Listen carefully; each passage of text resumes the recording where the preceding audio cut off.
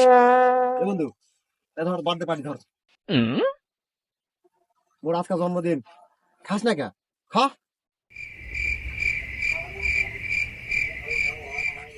থাক। বন্ধু কারা কই গেছিল? ইদি দৌলো ভাইয়ের যে পার্টি বার্থডে পার্টি মনে করো খাওন আর খাওন। কিরে, কেকের কথাটা কইস না কে?